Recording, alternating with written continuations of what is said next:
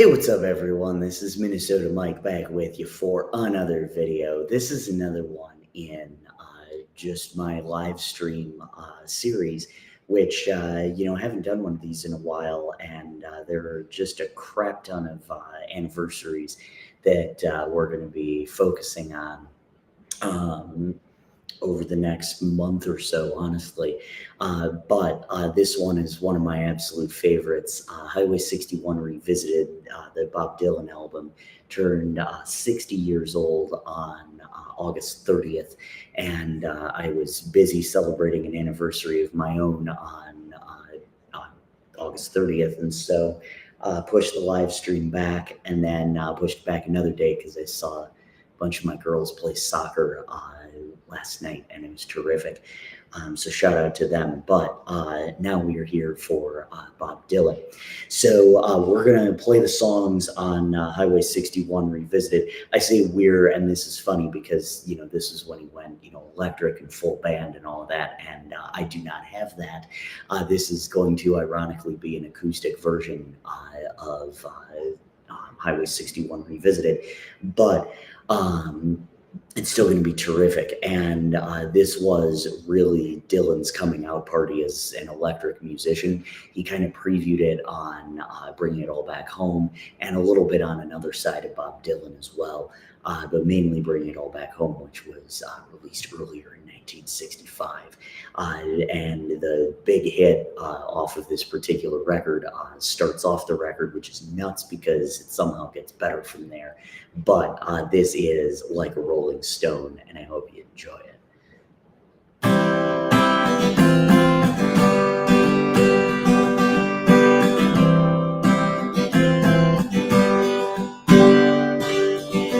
Once upon a time, you dressed so fine, you threw the bums of time in your prime, didn't you?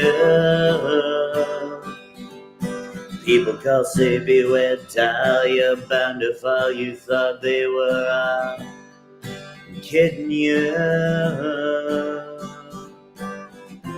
You used to laugh about everybody that was hanging out. Now you don't talk so loud. Now you don't seem so proud about having to be scrounging for your next meal. How does it feel?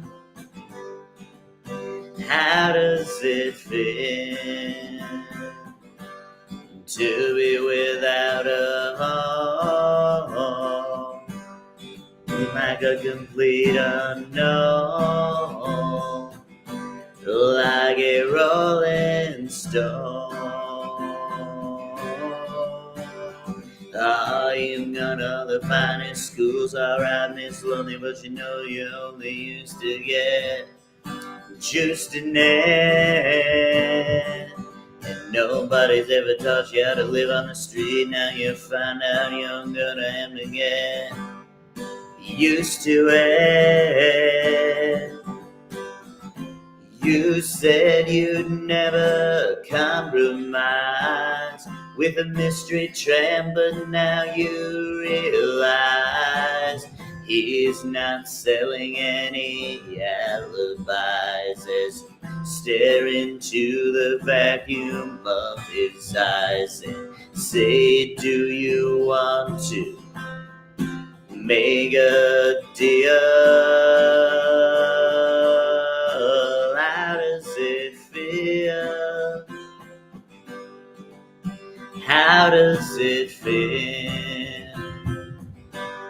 to be without a home, with no direction home, like a complete unknown, like a rolling stone?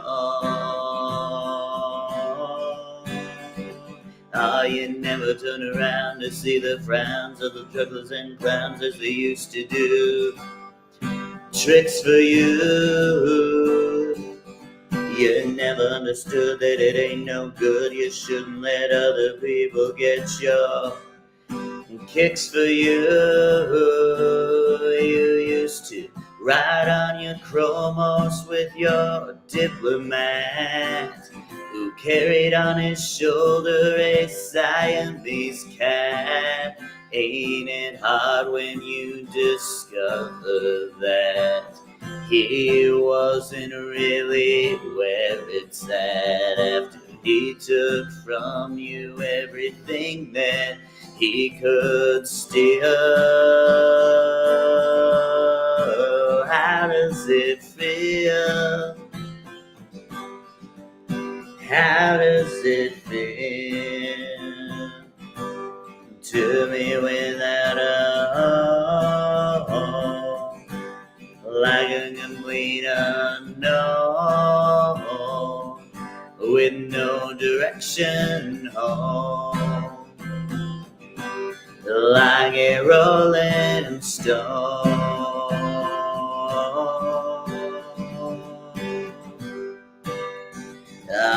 Princess and the people of the steeples, living, laughing, drinking, and thinking that they all got it made, exchanging all the precious gifts. But you'd better take your diamond ring, and you'd better pawn and pay. You used to be so amused at Napoleon in rags and the language that he used. Go to him now, you can't refuse. When you got nothing, you got nothing to lose. You're invisible now, you got no secrets to conceal. How does it feel? How does it feel to me without a home, like a complete unknown, like a rolling stone?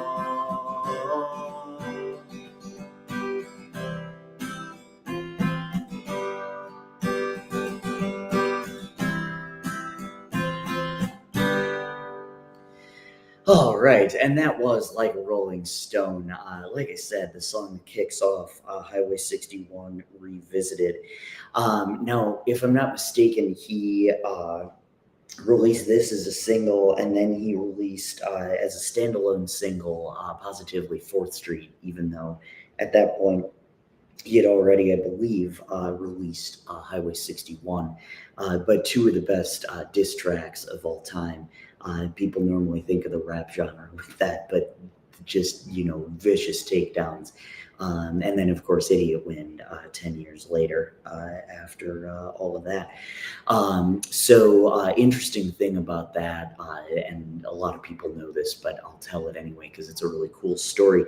So Al Cooper was a guitar player, if I'm remembering correctly, but he, was like, I got to get in on this session, and so he just kind of jumped in on the organ and started playing, and just kind of snuck in, kept a low profile, but he was trying to keep up, and he was a half step behind where the recording was, and so Dylan kind of stopped it, and he's like, wait a minute, keep doing that. And he thought he was in trouble, like he was going to get kicked out of the session, but he loved it, and so that's actually what you hear on the recording. They had a couple of takes, but just an absolutely terrific song. And hopefully you guys saw A Complete Unknown, the biopic with Timothy Chalamet, and he just did a terrific job. And then, of course, there's No Direction Home. So much like my album titles, and I'll talk about that in a little bit too, much like my album titles, Dylan is very quotable when it comes to movies about him, or movies that he has done, concert films, things like that. But we are going to keep on moving, and this is the Tombstone Blues, which, just like all of Dylan's songs, nobody really knows what they're about, except for Dylan, and sometimes even he doesn't. But anyway, this is Tombstone Blues, and the thought is that there were some undertones of the Vietnam War, and the other thing that I read is that these were conversations that he overheard in a bar, and he looked up to William Shakespeare quite a bit, and so that's something that Shakespeare did. He just stick in town and over your conversations and create characters based on that. That's just what good songwriters do. So this is Tombstone Blues, and I hope you enjoy it.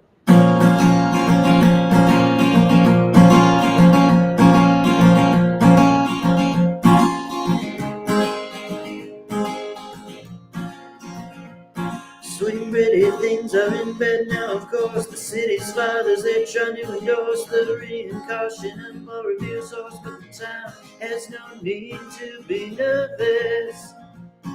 The ghost of Bellstar, she hands down her words to Jezebel and nonviolently knits a baldric for Jack the Ripper, who sits at the head of the Chamber of Commerce. Mama's in the factory, she ain't got no shoes. Daddy's in the alleys looking for a fuse. I'm in the streets with the Tombstone Blues.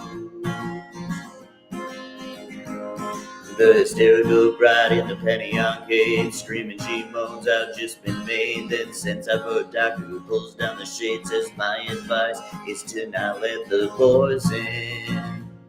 Now the medicine man comes and shuffles inside. He walks with a swagger and he says to his bride, stop all this weeping, swallow your pride, you will not die. It's not poison. Mama's in the factory, she ain't got no shoes. Daddy's in the alleys looking for the fuse. I'm in the streets with the Tombstone Blues.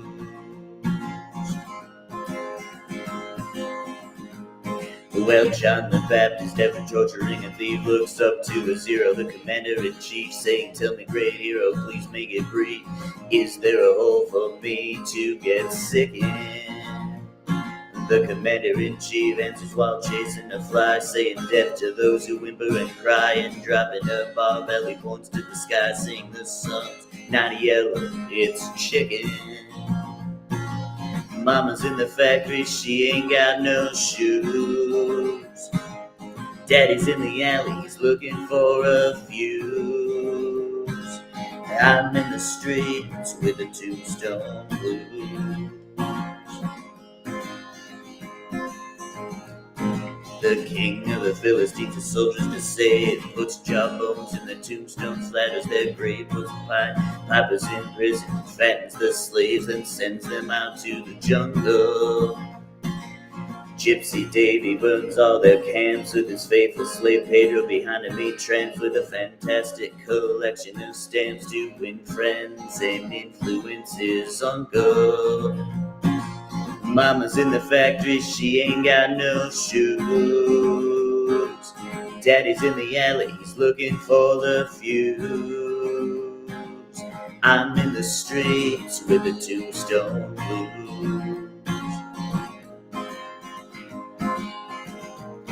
The geometry of innocence, flesh and bone, causes Galileo's math book to get thrown, and Delilah, who sits wordlessly alone, but the tears on her cheeks are from laughter. Now I wish I could give Brother Bill his great bill. I'd send him in chains on the hill and send out for Cecil B. DeMille, and he could die happily ever after. Mama's in the factory, she ain't got no shoes. Daddy's in the alley, he's looking for the fuse. I'm in the streets with the Tombstone Blues.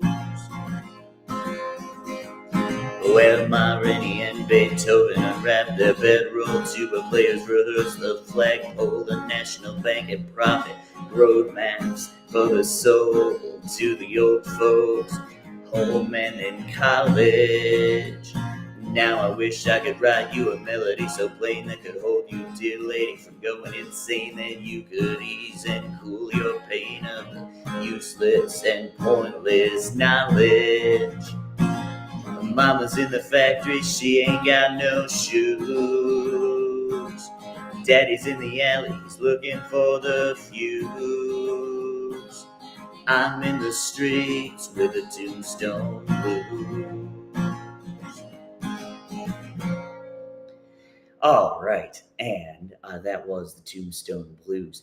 By the way, I meant to mention this earlier when I was playing like a Rolling Stone. So my good friend Pete Wood, he's in a band called The Pistol and the Queen, and we connected on Facebook shortly after Zeke Johnson's passing. And Zeke really tipped me off to a lot of the blues influence of Dylan, since Blood on the Tracks is my favorite record by him. And he's like, no, wait a minute, you got to go back. And he did a lot of those. So anyway, Pete and I connected, and we'd talk about Dylan and all of that. And so I get to Pete's show, the first one that I ever got to see of his. And I told him I was going to bring him some cereal, but then, realized that he shouldn't let other people get his kicks for him. Told him that. I said, you shouldn't let other people get your kicks for you. So that's, just a little humor.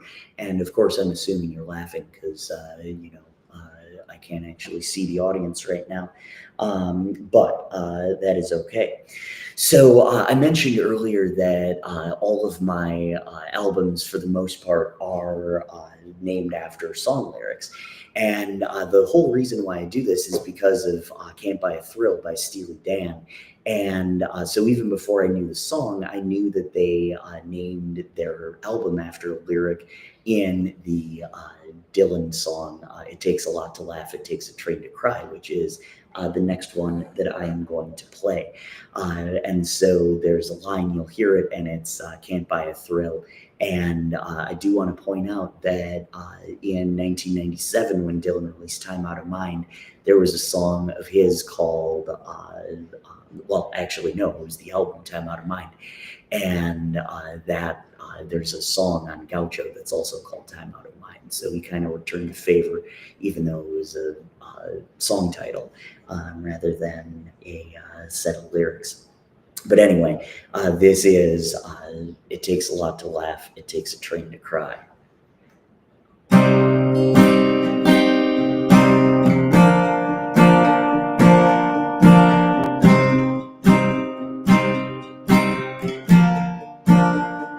Well, I ride on the mail train, baby, can't buy a thrill.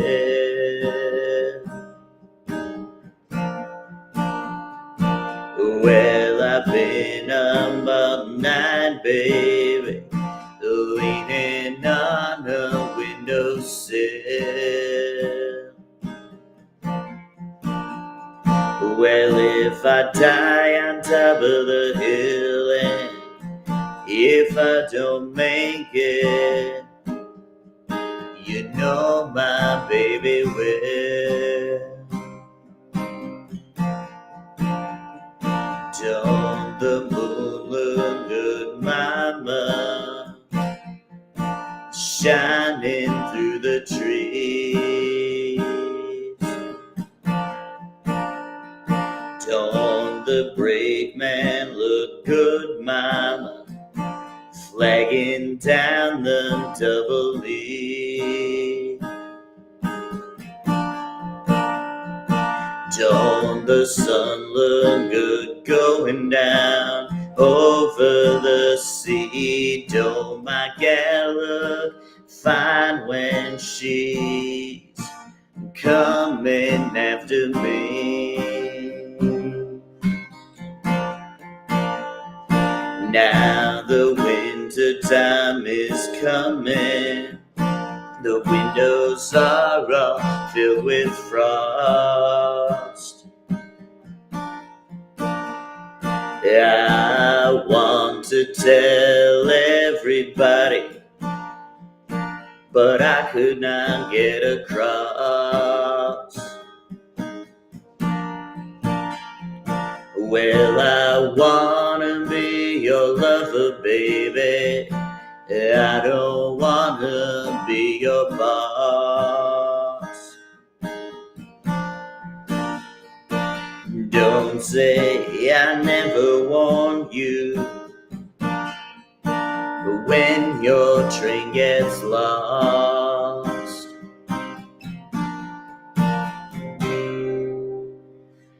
All right, and that was It Takes a Lot to Laugh, It Takes a Train to Cry by Bob Dylan, the third track off of his record called Highway 61 Revisited, which we are celebrating tonight. It turned 60 on August 30th, so we're a couple days late with the celebration. But as you guys know, there is never a bad time to celebrate Bob Dylan. So we're going to move on, and we're going to do a song called From a Buick 6. And this is a really interesting song. It's one that, of all the tracks on this record, I, couldn't really picture it all that well as the other ones. And so I ended up with a different arrangement. And the arrangement is kind of based on the song Halfway to Jackson by Justin Townes Earl. So I ended up kind of rolling with that. But anyway, this is from a Buick 6, and I hope you enjoy it.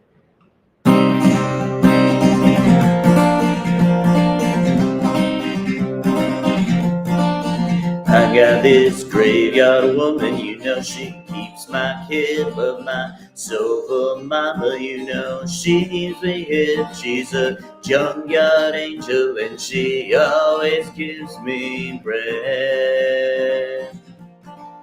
Well, if I go down dying, she's bound to put a blanket on my bed.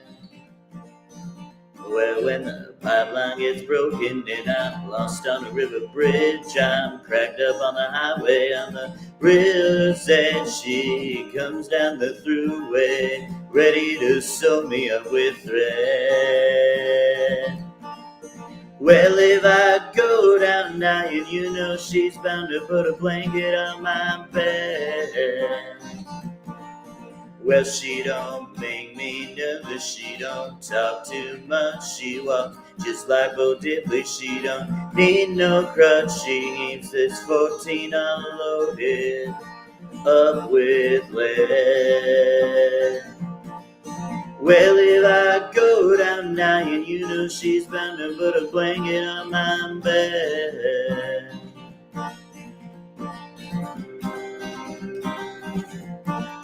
Well, I need a steam shovel mama to keep away the dead. I need a dump truck mama to unload my head. She brings me everything and more, and just like I said. Well, if I go down dying, she's bound to put a blanket on my bed. Well, if I go down dying, she's bound to put a blanket on my bed. All right, and that was from a Buick 6. The line in there, the hook, if I go down dying, she's bound to put a blanket on my bed. I read that that's some like English folk idiom for like when you put the sheet over a dead person when they die, obviously, or after they die.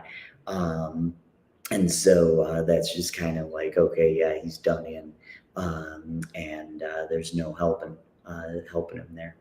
But anyway, that is from a Buick 6, and I hope you enjoyed it. Like I said, we are celebrating Highway 61 Revisited. We did Blood on the Tracks in January, but years ending in 5, terrific for Bob Dylan. So these songs turned 60 on August 30th, and we are celebrating them with some of my own arrangements. So speaking of that, this song, actually, the main instrument is piano. And so I'm going to play a keyboard for you really quick and get changed over. So this is Ballad of a Thin Man, And this is just a terrific song, as all of these are. But this is kind of going after somebody in the press. And, he says it's a composite character, I believe him.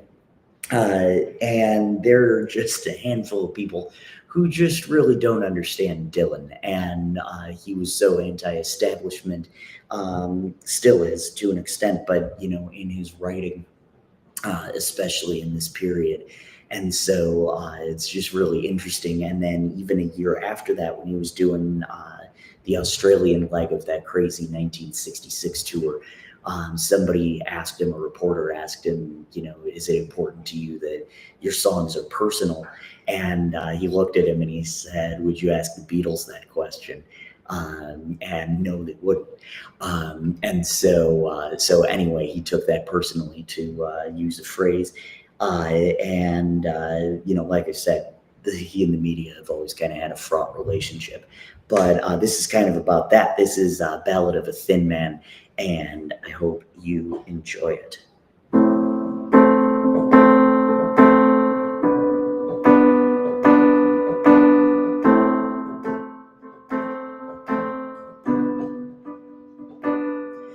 You walk into the room with a pencil in your hand. You see somebody naked. You say, who's that man? You try so hard, but you don't understand just what you say when you get home. Because something is happening, but you don't know what it is. Do you, Mr. Jones? You raise up your head, you ask, is this where it is? And somebody points to you and says, it's his. And you say, what's mine? And somebody else says, well, what is? And you say, oh my God, am I here all alone? Because there's something happening, but you don't know what it is. Do you, Mr. Jones? You hand in your ticket and you go watch the Greek, who immediately walks up to you when he hears you speak and says, how does it feel to be such a freak? And you say, impossible, and he hands you a bone, because something is happening, but you don't know what it is. Do you, Mr. Jones? You have many contracts among the lumberjacks to get you the fact when someone attacks your imagination. But nobody has any respect. Anyway, they just expect you to give a check to tax-deductible organizations. You've been with the professors and they all liked your looks. With great lawyers you have discussed lepers and crooks. You've been through all of F. Scott Fitzgerald books. You're very well read, it's well known, because there's something happening, but you don't know what it is. Do you, Mr. Jones? Well, a sword swallower comes up to you, and then he kneels, and then he clicks up his high heels, and without further notice he asks you how it feels, and he says, here's your throat back, thanks for the loan, because something is happening, but you don't know what it is.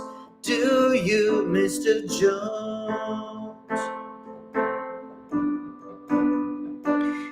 Now you see the one-eyed midget shouting the word now, and you say for what reason, and he just says how. When you say what does this mean, and he screams back, you're a cow. Give me some milk or else go home, because something is happening, but you don't know what it is. Do you, Mr. Jones? Well, you walk into the room like a camel and you frown. You put your eyes in your pocket and your nose to the ground. There ought to be a law about you coming around. You should be made to wear earphones, because something is happening, but you don't know what it is. Do you, Mr. Jones? All right, and that was Ballad of a Thin Man. Let me get changed over here really quick back to the guitar for another song.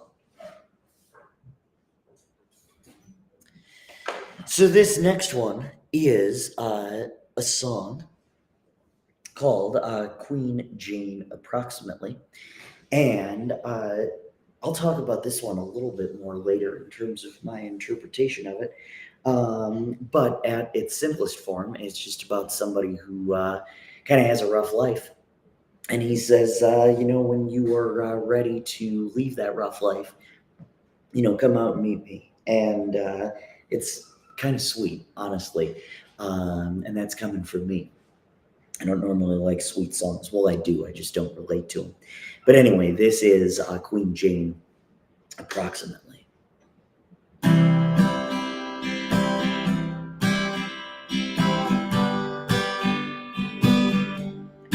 When your mother sends back all your invitations, and your father to your sister he explains that you're tired of yourself and all your creations. Won't you come see me, Queen Jane? Won't you come see me, Queen Jane? Now when all of the flower ladies want back what they have lent you, and the smell of all their roses does not remain, and all of your children start to resent you, won't you come see me, Queen Jane? Won't you come see me, Queen Jane? Now and all the clowns that you have commissioned have died in battle or been killed in vain, and you're sick of all of this repetition. Won't you come see me, Queen Jane? Won't you come see me, Queen Jane? When all of your and visors eat their plastic at your feet to convince you of all your pain, trying to prove to you that your conclusion should be more drastic. Won't you come see me, Queen Jane? Won't you come see me, Queen Jane? Now and all the bandits that you turn your other cheek to, I'll lay down their bandanas and complain. And you want somebody you don't have to speak to. Won't you come see me, Queen Jane? Won't you come see me, Queen Jane? All right, and that was Queen Jane approximately. That's actually the first track on the second side of the record. There are 9 tracks, and so we've got 3 more that we're going to play. So one thing I really like, I do have the lyrics pulled up, just full disclosure. And even with that, sometimes I get it wrong. But I really like using this, the Bob Dylan website, because it has the amount of times that the song has been played, when it was first played and when it was last played. And some of these, it's, been years and years and years. And that's, there was one that it only got played like twice in 1965. And this particular song, it's been a while since he's played it. And the even weirder thing is that, so the song was released in 1965 and he didn't play it live until June 4th of 1987. So that's almost 22 full years later until he got around to playing it, which speaks to just kind of how wild he is on stage. Anything can happen. It doesn't have to be a record he's promoting. But then also, just how many songs he has to choose from, which is just a dream come true. I absolutely love that. And I'm, getting there in terms of quantity, but not necessarily quality. So that is that. But anyway, we've got 3 more. And I'll talk about Queen Jane approximately in a little bit. But now we are going to play the title track to Highway 61 Revisited. And this is Highway 61 Revisited. Hope you enjoy.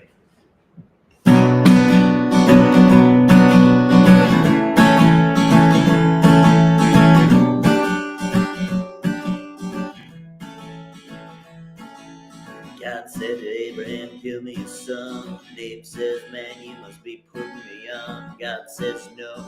Abe says what? God says you can do what you want, Abe, but the next time you see me coming, you better run. Well, Abe says, where do you want this killing done? God says, out on Highway 61.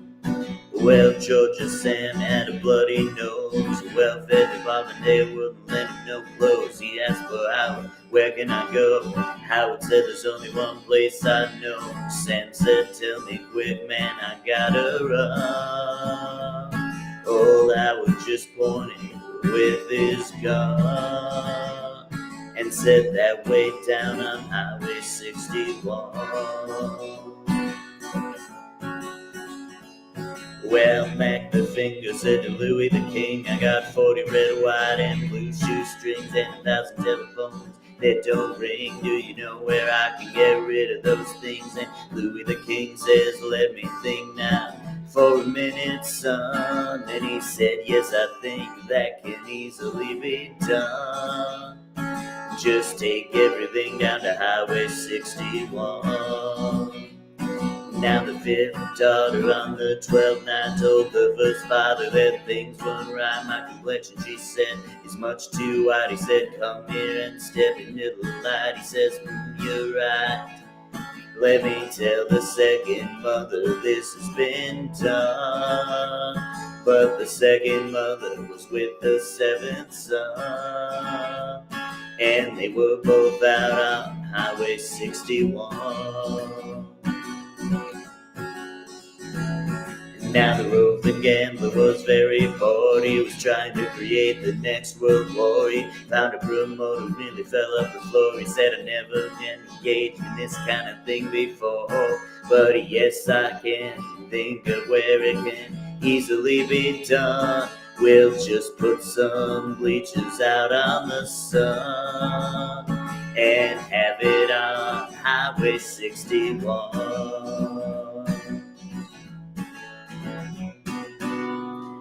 All right, and that was Highway 61. I don't have that whistle with me, otherwise, that would have sounded a lot more interesting. But like I said, my own spin on these and focusing on the lyrics. So interesting thing about Highway 61, I referenced Dylan and the Blues earlier, and so Dylan was born in Hibbing, Minnesota, and Hibbing and Duluth. Kind of those two cities. Highway 61 runs right through them and then down into the Mississippi Delta where all of this blues happened. And so Dylan, having the ego that he does, knows that if he was born there, then everything important had to have happened there. And of course, all of these blues events and all of that. And so he'll just kind of throw in other pop culture things from whatever, referencing 12th Night and the Bible, of course, in the first verse. And it all ties back to Highway 61. All roads lead back there. And that's kind of how I feel about music. And, I'm so glad that I'm in Memphis because, like I said, that's where the soul is. And that's, Dylan's music isn't necessarily soul music, but there's soul to it because, he's writing his own stuff. Just puts us all into it, whether it's autobiographical or not. So that is Highway 61 revisited.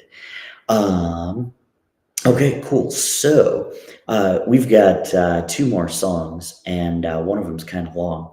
But this next one is just like Tom Thumb's Blues. And like a lot of these songs, they don't write to a hook. So I'm not really sure where he got the title from, but this is one of my favorite songs. And I finally, this past Easter, got around to posting a picture of Dylan with the caption, "When you're lost in the rain in Juarez and it's Easter time too," which is the opening line to this song, not to give anything away. So I first discovered this song. My parents got me the one of the bootleg series. Actually, I can tell you which one. And that was on, wait a minute. Let's see where that was. The volume 12, yeah. The Best of the Cutting Edge, 1965 to 1966, which just like you're going to be hearing a lot from me in the next year or so. I forgot to do bringing it all back home, or I was busy or something. But next year we got Blonde on Blonde, so a bunch of just terrific outtakes on that thing, and this is one of the ones that I discovered and just loved. So I'll talk a little bit more about the lyrics after I play it. But this is Just Like Tom Thumb's Blues.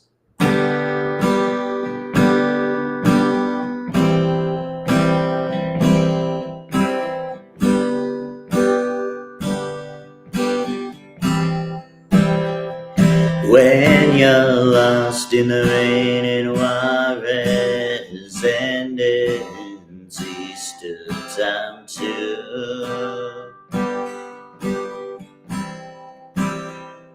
and you have no sense of direction and negativity won't pull you through. Don't you put on any airs when you're down on Ramon Avenue. They got some hungry women out there and they're pass out of you. Him you see Saint Annie, would you please tell her thanks a lot? I cannot move my fingers are all tied up in a knot.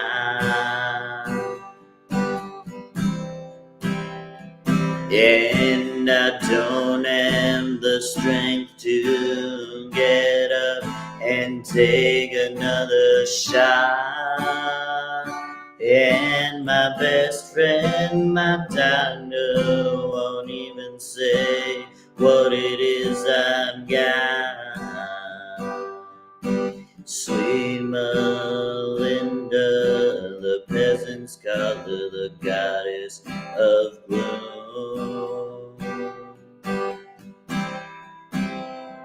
She speaks good English and she invites you up into a room. And you're so kind and careful not to go too soon. And she takes your voice and leaves you howling at the moon.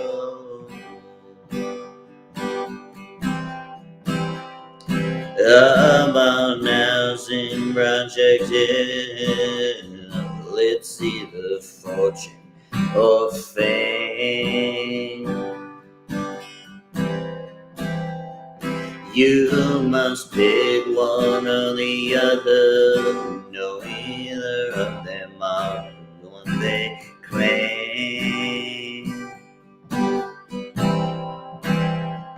If you're looking to get silly, you better go back to from where you came, because the cops don't need you, and man, they expect the same. Now all the authorities, all they do is stand around and boast. How they blackmail the sergeant at arms into leaving his post. And picking up an angel who just arrived here from the coast,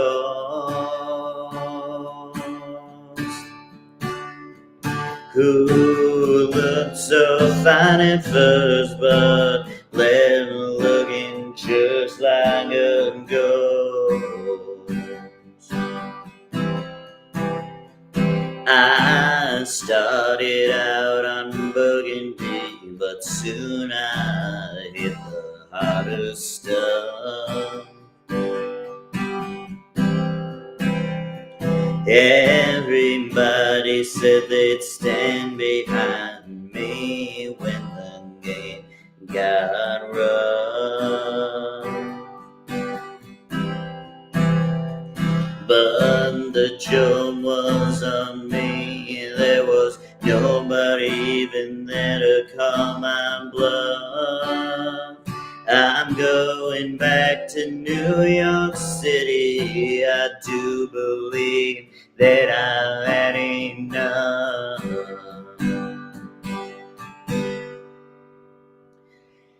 All right, and that was just like Tom Thumb's Blues, like I said, off of Highway 61 revisited.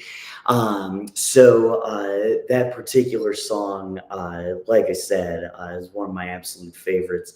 And there are a handful of lines in there that I've actually turned into album titles. And one of them was The Police Don't Need You and Man They Expect the Same. That was one. And then more recently, well, I also had there's some hungry women out there, so I turned that one, and then more recently, I just did a video series that was called "I'm Going Back to Salt Lake City," and that was about somebody whose former significant other moved to Salt Lake City. And like it kind of started off as a joke of like, oh, that'd be funny, parodying I'm going back to New York City. I do believe that I've had enough, but it made me laugh enough. So it was like, let me keep that on there. That's good. But like I said, just an absolutely terrific thing. Started out on the burgundy, but soon hit the harder stuff. So many good lines. And speaking of that, we've got one more song, and that is Desolation Row. This song is actually inspired a couple of my songs, The Jester and the Queen of Hearts. There was one a couple of years ago. I can't remember the name of it. Yeah, I still can't remember it. I thought I had it. But then more recently, it inspired a song called Your Little Black Book of Lies. But this song is just masterfully poetic, and you'll kind of see at the end, but basically the way that I interpret this is kind of the opposite of Queen Jane. And that's the idea that, like, hey, it's not exactly an open door policy. So you'll kind of see as we get there, but buckle in. It's an 11-minute song. So this is Desolation Row, and I hope you enjoy it.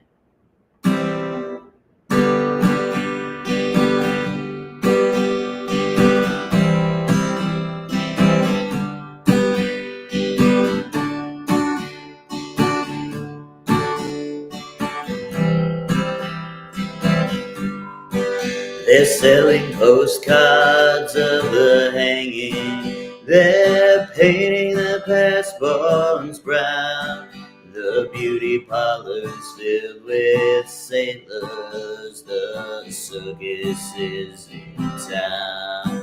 Here comes the blind commissioner. They've got him in a trance. One end is tied to the tightrope walker, the other is in his pants. And the riot squad, they're restless, they need somewhere to go. As Lady and I look out tonight from Desolation Row. Cinderella comes so easy.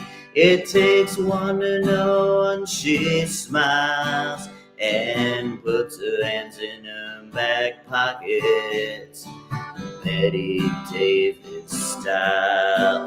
And in comes Romeo, he's moaning, you belong to me, I believe. And someone says, you're in the wrong place, my friend, I think you'd better leave.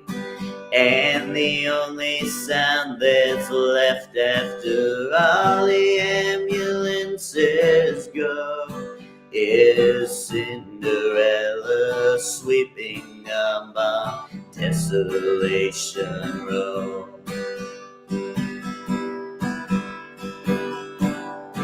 Now the moon is almost hidden, the stars are beginning to hide. The fortune-telling lady has even taken other things inside, all except for Cain and Abel and the Hunchback of Notre Dame.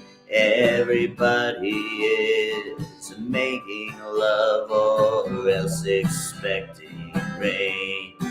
And the Good Samaritan, he's dressing and he's getting ready for the show.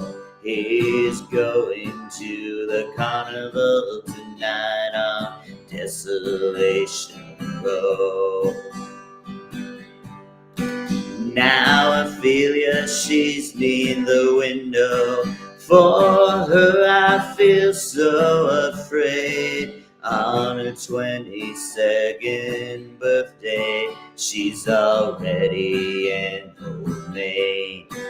To her death is quite romantic. She wears an iron vest. Her profession's a religion. Her sin's her lifelessness. And though her eyes are fixed upon Noah's great rainbow, she spends her time begging at the folks on Desolation Row.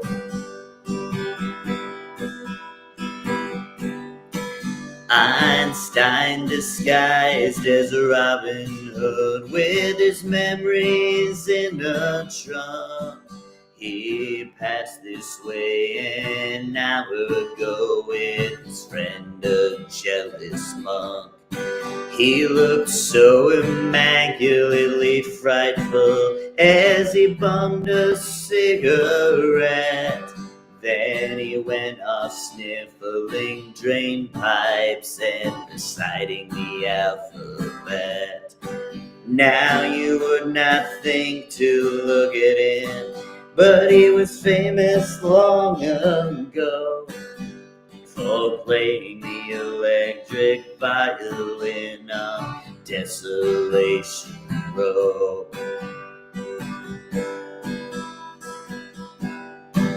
Dr. Filthy keeps his world inside of a leather cup, but all his sexless patients, they're trying to blow it up. Now his nurse, some local loser, she's in charge of the cyanide hole, and she also keeps cards that read, "Have mercy on his soul." And they all play on penny whistles.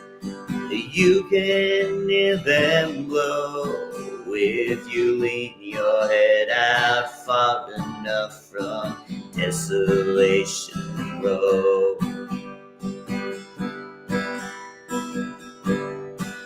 Across the street they've nailed the curtains. They're getting ready for the feast. A phantom of the opera, a perfect image of a priest.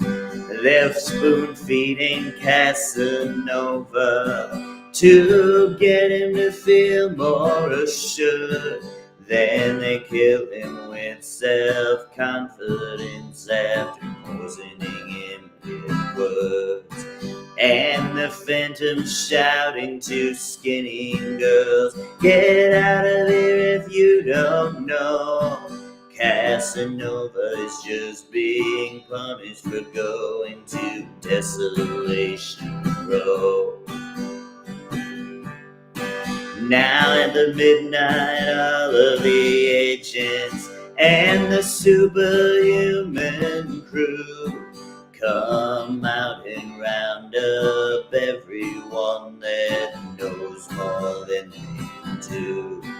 Then they bring them to the factory where the heart attack machine is strapped across their shoulders, and then the kerosene is brought out down from the castles by the insurance men who go check to see that nobody's escaping from Desolation Row. Praise be to Nero's Neptune, the Titanic sails at dawn, and everybody's shouting, "Which side are you on?" And Ezra Pound and T.S. Eliot are fighting in the captain's tower, while calypso singers laugh at them and the fishermen hold clouds between the windows of the sea where the lovely mermaids flow. And nobody has to think too much about Desolation Row. Yes, I received your letter yesterday about the time the doorknob broke. When you asked how I was doing, was that some kind of joke? All these people that you mentioned, yes, I know them, they're quite lame. I had to rearrange their faces and give them another name. Right now I can't ring too good. Don't send me no more letters, no. Not unless you mail them from Desolation Row. All right, and that was Desolation Row. That closes out the live stream for today, and the entirety of Highway 61 Revisited, which I just played all the way through my own versions. Just personally, I felt like the first and the last track were my favorites and, strong points. But that honestly, we'd be here like until the 70th anniversary if I went through all of those. But there's there are a handful of just terrific lines. And her profession's her religion, her sins, her lifelessness, immaculately frightful. I love that image. And then the other one that stood out to me as I was preparing this and going through some stuff was this whole section of their spoon feeding Casanova to get him to feel more assured. Then they'll kill him with self-confidence after poisoning him with words. It's just absolutely terrific that, not that I'm necessarily a Casanova, but, in terms of being led on, and all of that stuff, that just really hit me. And the kill him with self-confidence after poisoning him with words, that ended up being just kind of a takeoff of that, ended up being an album title of mine recently. The Titanic Sails at Dawn, I'm looking at that too. But anyway, just absolutely terrific, this particular record. And yeah, I mean, it's just insane. And it's funny because today, I was watching Seinfeld, and it was the episode where they had the pitch to the NBC executives, and George said, "I will not compromise my artistic integrity." And Jerry says, "You're not artistic and you have no integrity." But seriously, like, that's basically what it was for Dylan with this record in a lot of ways. That, like a Rolling Stone, just was a game changer for music and rock and roll and transitioning from folk and all of that. And so just an absolutely spectacular record, and evidenced in Desolation Row, what you kind of see is you have all of these poetic musings, but then you have at the very end, it's saying like, no, don't get in touch with me unless you're, at your worst. And then I can kind of say, I told you so, which is almost full circle with the opening track of Like a Rolling Stone, saying, how does it feel? And so it's really interesting how you kind of get, zoned out for a little bit, and then you're like, oh, wait a minute, this is about somebody all of a sudden. And so I don't know, I just find it fascinating. Every single thing that he does, I find fascinating. But now we're focused on this. So I'm Minnesota Mike. I will have another live stream for you guys in a little bit. probably like a week and a half to 2 weeks, because one of my other favorite albums, Hands All Over by Maroon 5, turns 15, regrettably. That's how long ago my senior year of high school was. But anyway, so I'll be doing that. And then I've got a Love is a Choice live stream coming up in October. Faith Open Love before that, to show you just, how good it was before she ruined it. And then I'll chat about the album Sermon on the Rocks by Josh Ritter, which turns 10 this year, unlike last year when I thought it turned 10. But anyway, I am Minnesota Mike. Be sure to stay tuned for those live streams coming up. And make sure in the interim that you check out my YouTube page. I should be on Spotify and iTunes as well, if those bastards didn't take me down. Then, like I said, I got all these video series that I post, my vlogs for the Memphis Songwriters Association, all kinds of good stuff. Once again, I'm Minnesota Mike. Thank you so much.